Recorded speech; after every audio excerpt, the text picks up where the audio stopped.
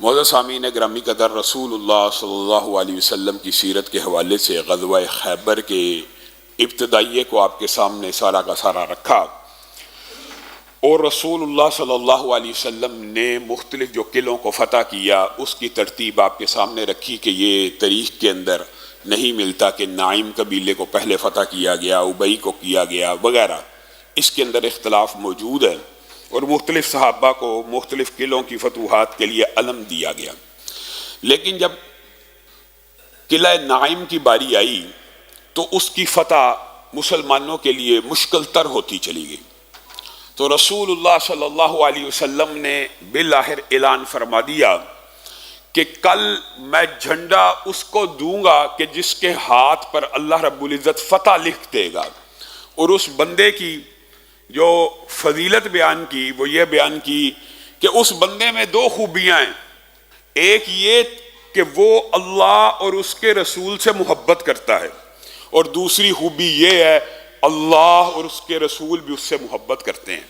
یہ اتنی بڑی عظیم خوشخبری تھی، اور اتنی بڑی، دیکھیں بندے کا نبی سے محبت کرنا یا بندے کا اپنے رب سے محبت کرنا یہ بھی اعزاز کی بات ہے، لیکن یہ مسلمان کے اوپر فرض ہے کہ رسول اللہ کی محبت ماں باپ ہر چیز سے بڑھ کے ہونی چاہیے، اسی طرح رب کی محبت ہونی چاہیے۔ یہ تو فرائض میں سے ہے، لیکن پھر بھی جو فرض پورا کرتا ہے اس کے لیے اجر و ثواب ہے۔ یہ صرف خوشخبری ہوتی کہ وہ اللہ اور اس کے رسول سے محبت کرتا ہے تو یہ بھی سند ہے کہ اس کے دل میں پورے کا پورا ایمان ہے۔ لیکن جب رسول اللہ صلی اللہ علیہ وسلم نے یہ کہا نا، اور اللہ بھی عرش کے اوپر بیٹھا ہوا رب اور عرش والا رب اور رسول خاتم النبیین اور ختم نبوت کا تاج جن کے سر کے اوپر ہے وہ بھی اس سے محبت کرتے ہیں، تو ہر صحابی کے دل میں ایک خواہش پیدا ہوئی کہ کاش کل علم مجھے مل جائے۔ اور حقیقت بات یہ ہے کہ رسول اللہ صلی اللہ علیہ وسلم جب اگلے دن علم دینے لگے تو بڑے بڑے جرنیل صحابہ اپنے سروں کو اونچا اونچا کر کے رسول اللہ کو اپنا چہرہ دکھا رہے تھے کہ شاید ہمیں دے دیا جائے، شاید ہمیں دے دیا جائے۔ رسول اللہ ان جرنیل صحابہ کو بھی دیکھ رہے ہیں، اور حضرت عمر کی خواہش بھی تھی کہ مجھے دیا جائے۔ لمبے قد والے تھے تو اونچی گردن کر کے رسول اللہ صلی اللہ علیہ وسلم کے سامنے بار بار چہرے کو کر رہے ہیں، مختلف صحابہ کی خواہش ہے۔ اب رسول اللہ صلی اللہ علیہ وسلم ان سارے صحابہ کو دیکھتے ہیں اور اپنا مطلوب اور مقصود ان میں نہیں پاتے، تو کہتے ہیں علی کہاں ہیں؟ کہا وہ تو بیمار ہیں، ان کو تو جب سے آئے ہیں ان کی طبیعت ناساز ہے، اشوب چشم جو پچھلے دنوں یہاں پہ بیماری پھیلی تھی وہ ان کو آنکھیں آئی ہوئی ہیں، تو وہ تو بالکل دیکھنے سے چلنے پھرنے سے بالکل تنگ آئے ہوئے ہیں۔ تو رسول اللہ صلی اللہ علیہ وسلم نے کہا اس کو بلاؤ۔ حضرت علی کو بلایا گیا، رسول اللہ صلی اللہ علیہ وسلم نے اپنے لعاب کو ان کی آنکھوں پہ لگایا اسی وقت، یہ نہیں کہ جس طرح آپ ڈراپس ڈالتے ہیں ایک دن بعد 2 دن بعد ٹھیک ہو جائیں، رسول اللہ صلی اللہ علیہ وسلم کے معجزات کے باب میں سے ہے، لعاب لگایا ہے آنکھوں کی ساری بیماری جاتی رہی۔ اور حضرت علی کہتے ہیں کہ اس کے بعد نظر اتنی تیز ہوئی کہ کبھی جو دھندلاہٹ کبھی آ جاتی تھی وہ بھی آنا بند ہو گئی۔ تو ویسے ضمنی طور پر یہ جو لعاب ہوتا ہے اس کے اندر اللہ رب العزت نے شفا رکھی ہے، اور اسی لیے رسول اللہ صلی اللہ علیہ وسلم مختلف بیماریوں کی رسول اللہ صلی اللہ علیہ وسلم لعاب کے ساتھ دم کیا کرتے تھے۔ بسم اللہ تربت ارضنا بریقت بادینا یشفا بہا سقیمنا باذن ربینا، یہ جو دعا ہے یہ بنیادی طور پر رسول اللہ صلی اللہ علیہ وسلم اپنے لعاب کو انگلی پہ لگا کر اور مٹی میں یہ ملا کر جہاں پہ کسی کا زخم، پھوڑا، کوئی سکن الرجی کی بیماری ہوتی ہے، حتیٰ کہ یہ شعب چشم، یہ رسول اللہ صلی اللہ علیہ وسلم کی سنت ہے۔ تو کیا اس سنت کو امت اختیار کر سکتی ہے؟ جی ہاں بالکل۔ علاج کے باب میں یہ جو حقیقت میں آپ نے بعض لوگوں سے یہ باتیں سنی ہے، بات ضمنی طور پہ آئی ہے کہ یہ جو دم ہے یہ جی پینے کی اور کھانے کی چیزوں کے اندر رسول اللہ صلی اللہ علیہ وسلم نے سانس لینے سے منع فرمایا، جی ہاں، لیکن کیا پانی کے اوپر، دودھ کے اوپر دم کیا جا سکتا ہے؟ بالکل کیا جا سکتا ہے، یہ بھی رسول اللہ صلی اللہ علیہ وسلم کی سنت سے ثابت ہے، اور امی عائشہ کی طویل حدیثیں اس باب میں موجود ہیں۔ ہاں علماء نے یہاں پہ ایک تطبیق ضرور کی ہے، اور وہ یہ ہے کہ رسول اللہ صلی اللہ علیہ وسلم جب پھونک مارا کرتے تھے کھانے پینے کی چیزوں میں تو وہ میدے والی پھونک نہیں تھی ہوتی. یہ علماء کا موقف ہے. ویسے اگر کوئی دم کرتے ہوئے پھونک مار دے کوئی حرج کی بات نہیں ہے، لیکن بنیادی طور پر علماء نے کہا رسول اللہ صلی اللہ علیہ وسلم تھتکارا کرتے تھے، پھونک نہیں تھے مارا کرتے، یعنی زبان کے اندر اندر، منہ کے اندر اندر جو ہوا ہے، جیسے جس کو ہم کہنا تھتکارنا کر کے، یہ رسول اللہ صلی اللہ علیہ وسلم کے دم کا طریقہ تھا. تو اگر کوئی اس طرح بھی کرے وہ بھی ٹھیک ہے، دوسری طرح کرے تو بھی ٹھیک ہے. بہرحال رسول اللہ صلی اللہ علیہ وسلم نے جب لعاب لگایا ان کی آنکھیں بالکل درست ہو گئی اور ان کو کہا کہ آگے بڑھو.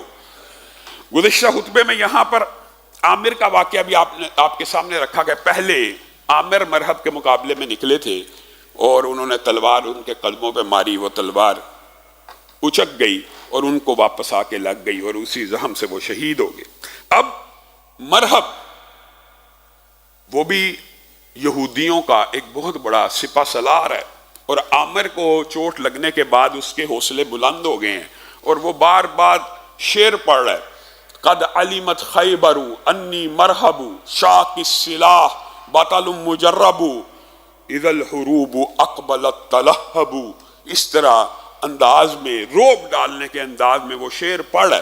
اب حضرت علی کو رسول اللہ صلی اللہ علیہ وسلم نے آج تو علم دے دی ہے، تو حضرت علی نے مرحب کے شعر کو سنا، اور مرحب کے شعر کا مطلب یہ ہے کہ پورا خیبر جانتا ہے کہ میں مرحب ہوں اور میں بڑا جرنیل ہوں اور بڑا طاقتور ہوں اور میرے تجربے اور مشاہدات کو ساری دنیا جانتی ہے. جب جنگ کی آگ بھڑک اٹھتی ہے تو مرحب اس کے اندر شعلوں کو بھڑکاتا ہے. اس طرح کے الفاظ جب اس نے کہے تو حضرت علی آگے بڑھے اور اس وقت فی البدی اپنی حضرت علی نے اپنی تعریف میں جو اشار کے یہی ہیں بس. انا الذی سمتنی امی حیدرا کلیس غابات کریہ المنظرا او فیہم بالسائی کیل السندرا انا الذی سمتنی امی حیدرا. میں وہ ہوں، تو مرحب ہے تو ہوگا، لیکن میں وہ ہوں جس کی ماں نے اس کے پیدا ہونے کے دن اس کا نام شیر رکھا ہے، شیر رکھا ہے. انا الذی سمتنی امی حیدرا کلیس غابات کریہ المنظرا. اس شیر کی طرح کہ جو جنگل میں جب دھاڑتا ہے تو خوف پھیل جاتا ہے.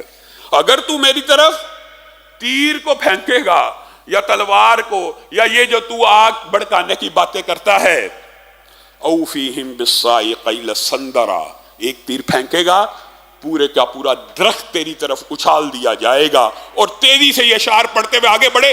ایک وار کیا، ایک وار، صرف ایک وار، اور مرحب کا پورا جسم دو ٹکڑوں میں تقسیم ہو گیا ایک وار سے.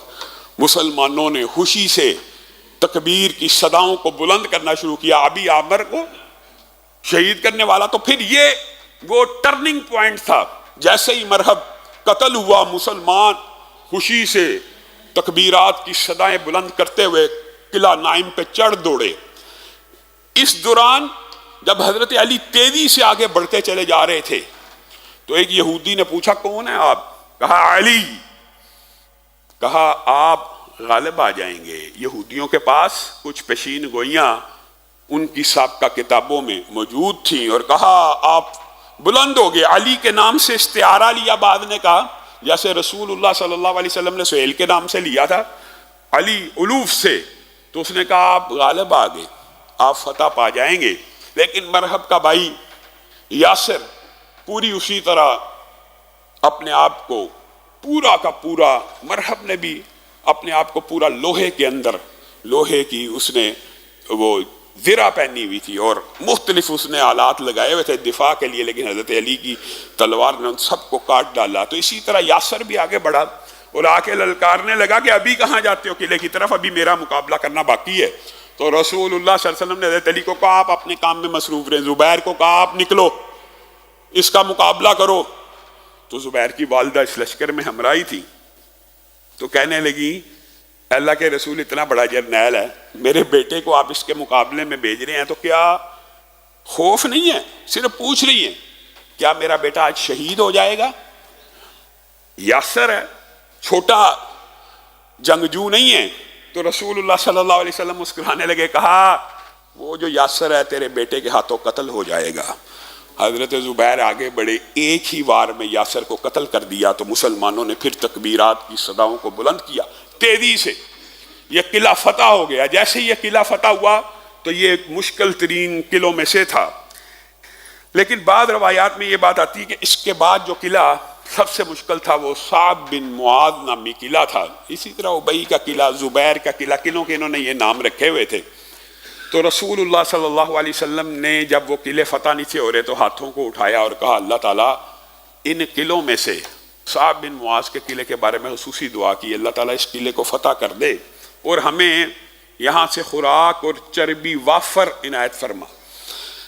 تو یہ بھی آتا ہے کہ جب وہ قلعہ فتح ہوا تو اتنی خوراک اور چربی کسی قلعے میں سے نہ نکلی جتنی یہاں سے نکلی، مراد مال مویشی ہیں، جانور ہیں۔ یہ جو دعا ہے ضمنی طور پہ بات آئی ہے، تو یہ فقہ کا بھی یہاں پہ ایک بڑا مشہور واقعہ پیش آیا۔ ترتیب آگے پیچھے کچھ ہو سکتی ہے لیکن انشاءاللہ آپ کے سامنے ان واقعات کو رکھیں گے۔ وہ کیا واقعہ پیش آیا کہ رسول اللہ صلی اللہ علیہ وسلم کا لشکر بھوک کا شکار ہو گیا، طویل محاصرے تھے، ظاہر ہے اتنے زیادہ 200 گھڑ سوار ہیں اور گھوڑوں کا چارہ بھی ہے، اور اس کے علاوہ 1200 پیدل ہیں، یعنی 1400 افراد ہیں۔ 1400 افراد کے کھانے پینے کے انتظامات ہوتے ہیں، اور یہ قلعوں کے محاصرے بڑھتے چلے گئے۔ تو رسول اللہ نے جب یہاں دعا کی اللہ تعالیٰ خوراک بھی دے اور چربی بھی وافر، یہاں سے مراد کھانا پینا ہے، اور جانور بھی عطا فرما۔ تو رسول اللہ صلی اللہ علیہ وسلم کی یہ دعا تو اللہ رب العزت نے سن لی، لیکن انہی فتوحات کے درمیان میں یا بعض مورخین نے فتوحات کے آخر میں ہوا یہ کہ صحابہ پھر بھوک کا شکار تھے، اور صحابہ نے اس بھوک کو دیکھتے ہوئے اپنے گھریلو گدوں کو ذبح کرنا شروع کر دیا، اور گھریلو گدوں کو ذبح کر کے ان کا گوشت پکا لیا اور ہانڈیوں میں پک گیا، اور وہ لقمہ اٹھائے اس کو کھانے والے ہیں۔ بھوک کی شدت ہے، جنگ کا عالم ہے۔ رسول اللہ صلی اللہ علیہ وسلم کو خبر ملی کہ گھریلو گدوں کو آج بھی ذبح کیا گیا، اور اس سے پہلے عرب ان کو ذبح کیا کرتے تھے۔ رسول اللہ صلی اللہ علیہ وسلم نے کہا آج خیبر کا دن ہے، آج کے دن میں محمد صلی اللہ علیہ وسلم آپ کو یہ حکم دیتا، اور یہ حکم کس کے ذریعے آیا؟ آسمان کے رب کے ذریعے۔ میں آپ کو یہ حکم دیتا ہوں کہ آج کے بعد میری امت کے اوپر گھریلو گدوں کا گوشت حرام کر دیا گیا۔ صحابہ نے ہانڈیاں پکا لی، کئی صحابہ لقمے ڈالنے لگے ہیں پکے ہوئے کھانے کے۔ یہ صحابہ کی اطاعت اور تابعداری کے اس طرح کے ان گنت واقعات ہیں۔ رسول اللہ صلی اللہ علیہ وسلم کا حکم لشکر میں پھیلا کہ گھریلو گدے کا گوشت آج کے بعد حرام کر دیا گیا ہے۔ صحابہ نے اپنی ہانڈیوں کو الٹ دیا، وہ جو لقمے اٹھائے ہوئے تھے زمین پہ پھینک دیے، بھوک کی شدت کے باوجود۔ بین اسی طرح جس طرح رسول اللہ صلی اللہ علیہ وسلم نے مدینہ منورہ میں اعلان کیا تھا آج سے شراب کو حرام کر دیا گیا، تو مدینہ کی گلیاں بہہ اٹھی اور بھر گئیں شراب کے سارے جام، اسی وقت صحابہ نے انڈیل دیے۔ بین اسی طرح صحابہ نے گھریلو گدے پکے ہوئے کا گوشت الٹا دیا اور لقمے پھینک دیے۔ یہاں پہ ایک بات اور یاد رکھیے کہ اسی حدیث کے اندر رسول اللہ صلی اللہ علیہ وسلم نے دوسرا جملہ بھی کہا، وہ یہ تھا آج کے بعد گھریلو گدوں کا گوشت حرام ہے، اور آج کے بعد عرب کی جو رسم ہے اور جاہلیت کی جو رسم متع ہے اس کو بھی حرام کر دیا گیا۔ متع اور گھریلو گدوں کا گوشت اسی دن حرام ہوا، اور اس لیے ایک خاص طبقہ فکر اس حدیث کا انکار کرتا ہے کہ وہ اس حدیث کو نہیں مانتا، اور ان کے نزدیک گھریلو گدا بھی جائز ہے اور متع بھی جائز ہے، کیونکہ وہ رسول اللہ صلی اللہ علیہ وسلم کی اس حدیث کے منکر ہیں۔ یہ بات کچھ طویل ہے لیکن عام فہم انداز میں کہتا ہوں، رسول اللہ کی جو حدیث ہے کہ ہر ذی ناب حرام ہے، اس حدیث سے ایک بات ملتی ہے، ذی ناب سے مراد کارنیورس، جس کے 2 نکیلے دانت ہوں، وہ حرام ہے۔ اس کے اندر بھی ایک استثناء رسول اللہ نے چھوڑا، تو اس سے ایک بات سمجھ آتی ہے کہ جو ذی ناب نہیں ہیں، جن کے دانت سیدھے ہیں، جن کے یہ 2 نکیلے دانت کنائنز نہیں ہوتے، تو وہ سارے کے سارے حلال ہیں۔ تو اس اصول کے تحت تو گدھا، اس کے دانت بھی سیدھے ہوتے ہیں، وہ بھی چرنے والا ہوتا ہے، اس کے بھی 2 نکیلے دانت نہیں ہوتے، تو عمومی کلیے کے نزدیک تو گدھا حلال ہے، لیکن رسول اللہ صلی اللہ علیہ وسلم نے اس کو نام لے کے حرام کر دیا امت کے اوپر. تو کلیات کل کے لیے ہوتے ہیں، ان میں سے بعض استثناء ہوتے ہیں. تو رسول اللہ صلی اللہ علیہ وسلم نے جب گھریلو گدھے کو، گھریلو گدھے سے مراد یہاں پہ گھریلو کا لفظ اس لیے استعمال کیا جاتا ہے کہ عربی زبان کے اندر ایک مسئلہ ہے، وہ یہ ہے کہ عربی زبان میں گھریلو اور جنگلی جانوروں میں فرق ہے. وہ جنگلی گدھا بھی کہتے ہیں. اب ہم اردو میں کبھی جنگلی گدھا ہم نے سنا ہے، ہم اس کو کیا کہتے ہیں؟ زیبرا. اب زیبرا ایک بالکل الگ لفظ ہے اردو میں، انگلش میں، ہر لغت میں. زیبرا بالکل ایک الگ جانور ہے. تو لیکن اس کو حمار الوحشی کہتے ہیں عربی، کہ جنگلی گدھا ہے. تو گویا رسول اللہ صلی اللہ علیہ وسلم نے یہ امتیاز پیدا کرنے کے لیے کہا کہ گھریلو گدھا حرام ہے. اس سے لوگ یہ مراد نہ لے لیں کہ وہ زیبرا بھی حرام ہو گیا، مراد یہ ہے. اس لیے ہر چرنے والا جانور جس کے دانت سیدھے ہو وہ حلال ہوتا ہے، سوائے گھریلو گدھے کے. یہ جو ہمارے ہاں پاکستان، پوری دنیا میں ایک ہی طرح کا پایا جاتا ہے، وہ 100% حرام ہے. لیکن افسوس اور دکھ ہے ہمارے ہی معاشرے میں ایک ایسا شخص آج بھی موجود ہے، اور نوجوان میں حیران اس کو بڑا سنتے ہیں، اور مجھے پتہ لگا وہ کہتا ہے جی مسلمانوں نے ایسے ہی گدھے کو حرام کر دیا. ساحل ادیم صاحب نام کا کوئی شخص ہے، کہتا ہے گدھا تو حلال ہے، گدھوں کے لیے حلال ہو سکتا ہے. رسول اللہ صلی اللہ علیہ وسلم کی حدیث آ چکی ہے، اس کے بعد اس کے حلال ہونے کا کوئی کنسپٹ. اور ایک کچھ عرصہ قبل ایک دفعہ ٹی وی پہ ایک بیچارے شخص کا بھی یہ انٹرویو چلا تھا کہ ہم اس کے اوپر سواری کرتے ہیں، سواری کرنا جائز ہے، کھانا حرام ہے، اس طرح کے لوگ دلائل. تو ہاں رسول اللہ صلی اللہ علیہ وسلم نے اس کو نام لے کے حرام قرار دے دیا. اور اسی طرح متع کو حرام قرار دے دیا. متع بنیادی طور کے اوپر ایک ایسا نکاح عربوں میں رائج تھا کہ جس کے اندر مہر دیا جاتا تھا، جس کے اندر باضابطہ نکاح کی کچھ شرائط پائی جاتی تھی. ایجاب اور قبول ہوتا تھا. آپ سے میں نکاح کرنے لگا ہوں 1 سال کے لیے، آپ کو قبول ہے جی، آپ کتنا مہر دیں گے؟ اتنا مہر. ایجاب قبول نکاح، اس کو نکاح متع کہا جاتا تھا. تو رسول اللہ صلی اللہ علیہ وسلم نے خیبر کے موقع کے اوپر اس کو حرام قرار دے دیا. اس سے مراد 1 سال نہیں ہے، اس سے مراد 1 دن بھی ہو سکتا ہے، اس سے مراد 10 سال بھی ہو سکتے ہیں، اس سے مراد 20 سال بھی ہو سکتے ہیں، اس سے مراد 1 گھنٹہ بھی ہو سکتا ہے. تو بنیادی طور کے اوپر یہ نکاح رسول اللہ نے اپنی زندگی ہی میں عرب کے اندر چلتی ہوئی جو رسومات کا خاتمہ کیا، ان میں سے اس رسم کا بھی خاتمہ کیا کہ ہر ایسا نکاح جس کے اندر طلاق کی نیت موجود ہو، یہ بات یاد رکھنے کی ضرورت ہے. ہر ایسا نکاح جو اس بنیاد پہ کیا جائے کہ میں آپ کو اتنے عرصے کے بعد طلاق دے دوں گا، وہ نکاح متع ہی ہے. چاہے آپ اس کو جو مرضی نام لے دیں اور دے دیں، وہ نکاح حرام ہی ہے.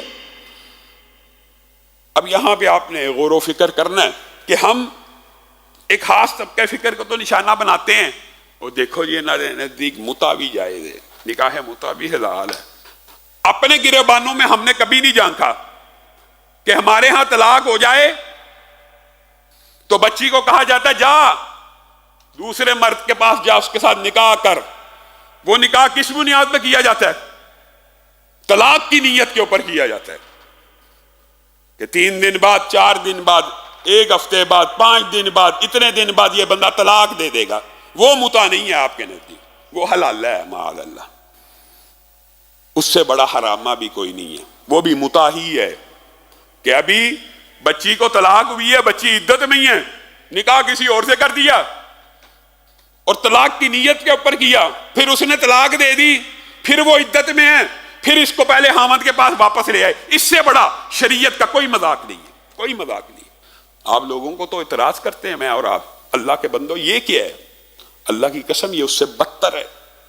جس طرح وہ بدتر ہے یہ بدترین ہے. اسلام میں اس کی کوئی گنجائش موجود نہیں. وہ جو ایک اللہ نے اور رسول اللہ نے پروین دی ہے وہ حادثاتی ہے، اس کے اندر نیت طلاق کی نہیں ہے. کہ اگر عورت کہیں شادی کر لے پھر قدرتی اس کا خاوند مر جائے، پھر قدرتی اس کو طلاق ہو جائے، تب پہلے کی طرف لوٹ سکتی ہے. تو آپ نے اس کو ہیلا بنا لیا. تو پھر اگر ہیلا بنایا تو وہ بھی نکاح متع ہے، وہ بھی زنا ہی ہے۔ آپ کو کس نے کہہ دیا کہ وہ جائز ہو جائے گا؟ وہ بدتر از زنا ہے۔ بلکہ بعض علماء تو یہ بھی کہتے ہیں لوگوں کو سمجھانے کے لیے، بھائی غصہ تجھے آیا، طلاق تو نے دی، غیظ و غضب میں تو آیا، حلالے کے لیے بیوی کو پیش کر رہا ہے، حلالہ تیرا ہونا چاہیے، معاذ اللہ، سمجھانے کے لیے۔ غصہ تو تو کر رہا ہے، زبان تو تو چلا رہا ہے، بدتمیزی تو تیری ہے، بدبختی تو تیری ہے، قصور بیوی کا۔ یہ جو عمل ہے یہ بدتر از متع ہے، اس سے بھی اجتناب کرنا چاہیے۔ اور یہ اللہ کا شکر ہے کہ علم کے دور میں، اور علم پھیل چکا ہے، بہت سے علماء اہل سنت کے بھی اب اس بات کے اوپر سٹینڈ لیتے ہیں۔ لیکن دکھ کی بات ہے کہ حلالہ سینٹر کھلے ہوئے ہیں، حلالہ سینٹر کھلے ہوئے ہیں، اور آپشنز دی جاتی ہیں، کسی نے حلالہ کروانا ہو تو ہمارے مدرسے میں آیا جائے۔ اور اب بندہ دکھ کی کیا داستان سنائے؟ میں تعصب کی اور طعن و تشنیع کی بات کرنا نہیں چاہتا، لیکن عینی شاہد ہوں، نام بھی نہیں لینا چاہتا۔ وہاں پہ جو حلالہ سینٹرز کھلے ہیں، جو شخص حلالہ کرتا ہے اس کو مالی کہتے ہیں، اسی طرح جیسے جو جانوروں کو لگانے والے جب لگوانے جاتے ہیں تو اس جانور کو مالی کہا جاتا ہے، پانی دینے والا۔ تو یہ انہوں نے نام رکھے ہوئے ہیں۔ اللہ تعالیٰ سے ڈرنے کی ضرورت ہے۔ بیٹھ جاؤ یار، بیٹھ جاؤ بیٹا، بیٹھ جاؤ۔ اللہ سے ڈرنے کی ضرورت ہے، اللہ کا خوف کھانے کی ضرورت ہے کہ آپ لوگوں کے اوپر اعتراض کرتے ہیں کہ متع دیکھیں جی، یہ پوری پاکستان کی پوری انڈسٹری اس وجہ سے چل رہی ہے، یا جی طوائفوں کو اس لیے نہیں پکڑا جاتا، ان کے بعد لائسنس ہوتا ہے، یہ ہمارا مسلک یہ ہے، تو ان کو عارضی نکاح کی اپنے مسلک کے مطابق اجازت ہوتی ہے، وہ گھنٹے کا کریں 2 گھنٹے، ان کے اوپر اعتراض ہے۔ وہ تو طوائفیں ہیں، وہ تو جسم فروشی کر رہے ہیں، آپ کا مولوی کیا کر رہا ہے؟ وہ بھی لوگوں کو آفرے دے رہا ہے کہ آئیے حلالہ کرائیے، حلالہ سینٹر کھلا ہے، عارضی طور پہ نکاح کیجئے۔ یہ کیا سسٹم ہے؟ اس کو بند ہونا چاہیے۔ معاشرے میں اس کے خلاف بڑی مضبوط قسم کی آواز اٹھنی چاہیے، تاکہ یہ بھی غلاظت کے سارے رستے بند ہو جائیں جن کا اسلام سے کوئی تعلق نہیں۔ اللہ رسول اللہ صلی اللہ علیہ وسلم نے اسی لیے بعد میں فرما بھی دیا، اللہ کی لعنت ہو حلالہ کروانے والے کے اوپر۔ اللہ کے رسول نے یہ متع کو حرام قرار دینے کے بعد سارے اصول واضح کر دیے۔ تو بعض لوگ اس حدیث کا انکار کرتے ہوئے گدھے کے گوشت کے حلت کے بھی قائل ہیں، اور ان کے نزدیک متع بھی جائز ہے۔ یہی وہ حیبر ہے کہ رسول اللہ صلی اللہ علیہ وسلم فتوحات کرتے جا رہے ہیں، تو جعفر بن ابی طالب بھی رسول اللہ صلی اللہ علیہ وسلم کی بارگاہ میں پیش ہوئے۔ حضرت عظیم الشان صحابی حضرت ابو موسیٰ اشعری اسی جنگ میں رسول اللہ صلی اللہ علیہ وسلم کی خدمت میں حاضر ہوئے۔ جب فتوحات ہو چکی تھی اس وقت پہنچے تو رسول اللہ صلی اللہ علیہ وسلم کو ابو موسیٰ اشعری نے اپنا سارا واقعہ بتلایا کہ ہمیں یمن میں خبر ملی تھی کہ آپ مبعوث ہو گئے ہیں، ہم کشتیوں پہ بیٹھے ہجرت کی آپ کی طرف آنے کے لیے، طوفان آیا، اس نے ہمیں حبشہ کے ساحل پہ اتار دیا۔ وہاں یہ جعفر بن ابی طالب سے ملاقات ہوئی، انہوں نے کہا رک جاؤ، رسول اللہ صلی اللہ علیہ وسلم نے تو خود اپنے ساتھیوں کو ہجرت حبشہ کا حکم دیا ہوا، جب حالات سازگار ہوں گے آپ ہمارے ساتھ چلے جانا۔ تو ہم نے دین ان سے سیکھا ہے، ہم وہاں پہ ان سے دین سیکھتے رہے، تو اب آپ کے ساتھ جب آپ نے عمر بن امیہ ضمری کو بھیجا کہ جعفر کو واپس بھیج دیا جائے، نجاشی کو کہا، تو اب انہوں نے ہمارے لیے کشتی کا انتظام کیا، تو ہم آپ کی بارگاہ میں پہنچ چکے ہیں۔ رسول اللہ صلی اللہ علیہ وسلم نے حضرت ابو موسیٰ اشعری کو بھی ویلکم کیا، اور تاریخ کو کیا پتا تھا کہ اتنا عظیم الشان صحابی خیبر کے مقام پہ آ رہا ہے۔ اور رسول اللہ صلی اللہ علیہ وسلم نے جعفر کو گلے سے لگایا اور آگے بڑھ کے استقبال کیا، اور ایک عظیم الشان جملہ ان کی شان میں کہا، اے جعفر، مجھے علم نہیں کہ مجھے خیبر کی خوشی زیادہ ہے کہ آپ کے آنے کی خوشی زیادہ ہے۔ اس طرح آگے بڑھ کے استقبال کیا اور دونوں باہوں کو کھول کے گلے سے لگا لیا، جیسے سگے بھائیوں کو ملتے ہیں۔ تو رسول اللہ صلی اللہ علیہ وسلم کا حضرت علی کے بھائی سے بھی اسی طرح کا پیار تھا، حضرت علی سے بھی تھا، ان کے بھائی کے ساتھ بھی رسول اللہ صلی اللہ علیہ وسلم کی بہت زیادہ الفت اور محبت کا جو رشتہ تھا وہ رسول اللہ صلی اللہ علیہ وسلم کا ان کے ساتھ بھی تھا۔ رسول اللہ صلی اللہ علیہ وسلم نے یہاں جب خیبر فتح کیا، یہ ضمنی طور پہ اس کے اندر واقعات ہیں، انشاءاللہ اس کو بڑا مختصر کرتے ہوئے آپ کے سامنے رکھیں۔ رسول اللہ صلی اللہ علیہ وسلم نے خیبر کی یہودیوں نے رسول اللہ سے کہا آپ یہاں پہ لوگ رکھیں گے، یہاں پہ آپ کام کرنے کے لیے مالی رکھیں گے، باغبان رکھیں گے، آپ ہمارے ساتھ بٹے کے اوپر شراکت داری کے اوپر کام کر لیں۔ رسول اللہ نے کیا آدھا پیداوار ہم آپ کو دیتے ہیں، آدھی پیداوار ہماری ہوگی، تو آپ یہاں پہ ہمارے ساتھ یہ ڈیل کریں۔ تو رسول اللہ صلی اللہ علیہ وسلم نے ان کی آفر غور و فکر کے بعد قبول کی، اور رسول اللہ صلی اللہ علیہ وسلم نے اس کے حصے بھی خود بنائے۔ رسول اللہ صلی اللہ علیہ وسلم نے ہر 100 حصوں کو ایک حصہ قرار دیا، 100 حصے بنائے، اس کو ایک قرار دیا، یعنی بنیادی طور کے اوپر 3600 حصے بنائے اور ان کو 36 قرار دیا۔ اور رسول اللہ صلی اللہ علیہ وسلم نے یہ تقسیم اس انداز میں کی، اور یہ رسول اللہ صلی اللہ علیہ وسلم کی انصاف پسندی، معاملہ فہمی کے اوپر بھی دلالت کرتا ہے کہ رسول اللہ اپنے کسی ساتھی کو اور صحابی کو بھولتے نہیں تھے۔ رسول اللہ صلی اللہ علیہ وسلم نے اس کا آدھا 1800 حصے ان 1400 صحابہ میں تقسیم کیے۔ 1800 حصے 1400 میں جو تقسیم کرنے کا سسٹم رسول اللہ نے بنایا، وہ پھر امت میں ایک عرصہ اور آج تک چلتا آ رہا ہے۔ وہ یہ کہ رسول اللہ صلی اللہ علیہ وسلم نے پیدل کو ایک حصہ دیا، یعنی 1200 صحابہ کو 1200 حصے دیے، اور جو شاہ سوار 200 گھوڑے والے تھے ان کو رسول اللہ صلی اللہ علیہ وسلم نے ہر ایک کو 3 حصے دیے۔ یہ شریعت کا ایک فقہی اصول ہمیشہ سے رسول اللہ نے پھر مرتب کر دیا۔ اس خیبر کے اندر 1800 حصے تقسیم کے 1200 پیدل کو مل گیا، اور جو 600 تھا وہ 200 گھڑ سواروں کے اوپر تقسیم ہو گیا، فی گھڑ سوار 3 حصوں کے اعتبار سے، اور باقی جو 1800 حصے تھے وہ رسول اللہ صلی اللہ علیہ وسلم نے مسلمانوں کے عام معاملات کے لیے، ان کی عام سہولیات کے لیے اور ان کے دیگر امور کے لیے مختص کر دیے۔ یہاں پہ ایک بات سمجھنے کی ضرورت ہے، یہ جب فتوحات ہو رہی ہیں، جب رسول اللہ کی ان کے ساتھ بھی ڈیل ہوگی، چند علاقے ابھی خیبر کے باقی تھے، اور رسول اللہ صلی اللہ علیہ وسلم نے ان کا محاصرہ کرنا شروع کر دیا، اور رسول اللہ صلی اللہ علیہ وسلم پورے کے پورے خیبر کو فتح کر کے یہاں سے جانا چاہتے تھے کہ کوئی چیز چھوڑ کے نہ جاؤں۔ تو ابو الحقیق، جس کا واقعہ پہلے سیرت میں آپ کے سامنے رکھا، اس کے 2 بیٹے سردار تھے یہودیوں کے۔ انہوں نے جب دیکھا کہ اب شکست بالکل قریب آ چکی ہے، اب ہم آدھے قلعے ہم سے چھن گئے ہیں، باقی تین بڑے قلعے رہ گئے ہیں، تو رسول اللہ صلی اللہ علیہ وسلم فتح کی خوشخبریاں بھی دے چکے ہیں، اور فتوحات کی جو وہ خوشی ہے وہ سیلیبریٹ بھی کرنا شروع ہو چکے ہیں، اور اموال بھی تقسیم ہونا شروع ہو چکے ہیں، اور خیبر کے حصے بھی بننا شروع ہو گئے ہیں۔ تو انہوں نے بھی یہی مناسب سمجھا 14ویں دن جب محاصرہ پہنچا کہ ہم رسول اللہ سے بارگیننگ کر لیں، اور رسول اللہ کی بارگاہ میں آئے اور آ کے کہنے لگے۔ اور یہاں پہ ضمنی طور پہ ایک بات ہے، یہ بھی سمجھ لیجئے، رسول اللہ صلی اللہ علیہ وسلم نے اپنی زندگی میں منجنیق کو پہلی دفعہ استعمال کیا تو خیبر میں استعمال کیا۔ وہ جو قلعے ٹوٹتے نہیں تھے تو رسول اللہ نے جو ان سے منجنیق قبضے میں لی، منجنیق ایسی مشین ہے جس کے آگے ایک پتھر ڈالا جاتا ہے، جو قلعوں کی دیواروں کو جا کے لگتا ہے تو وہ دیواریں کمزور ہو جاتی۔ رسول اللہ صلی اللہ علیہ وسلم نے سب سے پہلے خیبر میں منجنیق کو استعمال کیا، اور ان کے قلعوں کے اوپر پتھروں کی بارش کر کے ان کو کمزور کرنا شروع کیا۔ تو وہ ابو الحقیق کے جو بیٹے تھے، اور حقائق بعض لوگ کہتے ہیں، حقائق کے جو بیٹے تھے وہ آگے اور رسول اللہ سے کہنے لگے کہ اللہ کے رسول ہمیں جانے دیجئے، ہم یہ علاقہ چھوڑ جاتے ہیں، ہم آپ سے جنگ نہیں چاہتے، ہم صلح چاہتے ہیں، ہم امن چاہتے ہیں، ہمیں معاف کر دیجئے۔ رسول اللہ غور کرنے لگے، اور اس کا باپ آپ کو پتا ہے جس کو رسول اللہ صلی اللہ علیہ وسلم کو کتنی اذیت دیا کرتا تھا۔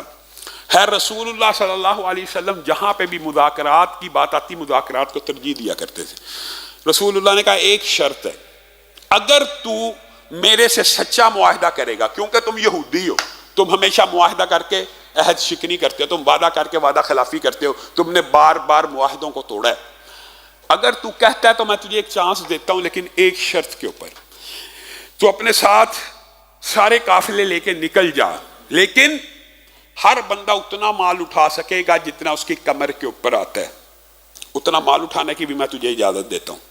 یعنی ایک بندے کی کمر 40 کلو اٹھا سکتی ہے، 60 کلو، کوئی طاقتور ہو، جتنا تم آسانی سے چل سکتے ہو، لے کے نکل سکتے ہو میرے سے، ایک بندہ اپنی کمر کے اوپر اتنا بوجھ اٹھائے اور چلے جائے، اور باقی کوئی چیز نہ اٹھانا، ایک بندے سے زیادہ کسی سواری پہ نہیں ڈالنی۔ یہ رسول اللہ صلی اللہ علیہ وسلم کے ساتھ ان کا ایگریمنٹ ہوا، اور رسول اللہ صلی اللہ علیہ وسلم نے ان کو کہا تھا اس اجازت کے علاوہ ایک چادر بھی نہیں چھپانی، خزانہ تو دور کی بات، لیکن وہی بدبخت وعدہ خلاف کنانہ بن ابی الحقیق نے پورے کا پورا خزانہ جو تھا، وہ پورے کا پورا جو خزانہ تھا وہ چھپا دیا ایک ویرانے میں، اور اب وہ اپنے سارے کے سارے یہودیوں کو کہہ رہا ہے کہ چلو نکلتے ہیں، لیکن رات کو ویرانے میں جاتا ہے۔ صحابہ دیکھ رہے ہیں کہ یہ بندہ رات کو ویرانے میں آتا ہے، رسول اللہ صلی اللہ علیہ وسلم کو آ کے خبر دے دی، ان کے جاسوسوں نے رسول اللہ صلی اللہ علیہ وسلم کہ یہ بندہ کوئی مشکوک معاملہ ہے، یہ رات کو ایک ویرانے میں جاتا ہے، ہر روز رات کو جاتا ہے، کبھی کسی ٹائم جاتا ہے کبھی۔ تو رسول اللہ صلی اللہ علیہ وسلم نے اس کو بلا لیا اور کہا ہاں کوئی چیز چھپا کے آیا ویرانے میں؟ کہا نہیں، بالکل نہیں کوئی چیز چھپائی۔